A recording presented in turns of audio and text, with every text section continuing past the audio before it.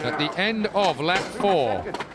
After Ramsey, Jefferies had a 28-second lead over Rutter. Dunlop 30 seconds further back in 3rd place. Archibald a further 30 seconds back in 4th. McGuinness and Griffiths 5th and 6th. That was after Ramsey, and we'll check them all as they come into pit lane for their stop. David Jefferies, well, that's not cool, is it? That is, what can you say? Yeah, he's a nice lad, David Jefferies, a really nice young man. Immensely talented rider. Yeah, more than that for me, he's a good bloke. Yeah, I'll go along with that, despite the fact he's a Yorkshireman. Alienating the whole of Yorkshire, Julian Ryder. I did that by being born in Lancashire. Yeah, you did. He's the one with the beard, ladies and gentlemen, if you want to get him. So then, we watch more V&M rubber being used. Rutter this time. Penske shocks.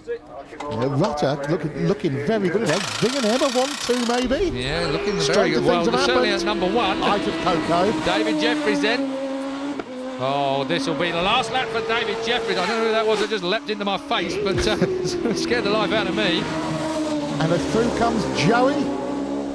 Yeah, Joey Dunlop still looking good in 3rd place at the moment, but there's very little difference on this last lap than there's been throughout the race. I'll tell you what, David Jefferies is absolutely flying at the moment. I'll tell you the Glen Helen split speed that David Jefferies is on is something a bit special I've got here at the moment. Well, this is the only flying lap in the race that doesn't either instigate a start or a stop as far as fueling or the flag is concerned. So, well, before we get to that, Keith, if he gets to the flag in front still, and if he gets to the flag he will, there'll be 2 hat-tricks in the TT week. One for Joey and one for Dave, and that's never happened before. Well, that is assuming that David finishes this and Joey doesn't inherit that race at the moment. So 9 there is Michael Rutter. He's well there with Dunlop, of course. Rutter still in 2nd place in this race. McGuinness 4th and Archibald in 5th place. That was at Glen Helen. And now as we beat our way up the mountain, oil flag out there, it's not going to bother McGuinness though. McGuinness at Ramsey hairpin, and I'm looking to see now if I can go through at Ramsey. David Jefferies had a 37-second lead at Ramsey over Michael Rutter. Joey Dunlop is 30 seconds further back in 3rd, and John McGuinness is 35 seconds further back on Dunlop in 4th place. That shows you what this man's doing. If McGuinness is 1 minute and 5 seconds back on the leader, that is astonishing. I'll tell you what, Jefferies added 7 seconds to his lead between Glen Helen and Ramsey.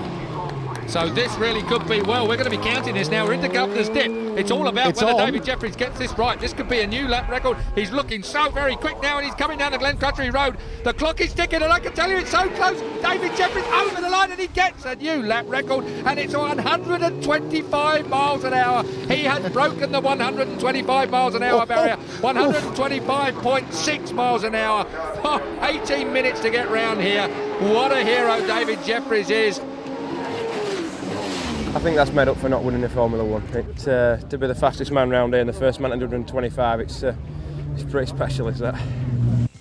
A great team result for V&M as well. Michael Rutter in 2nd place, finishing just ahead of the great man himself, Joey Dunlop, in 3rd.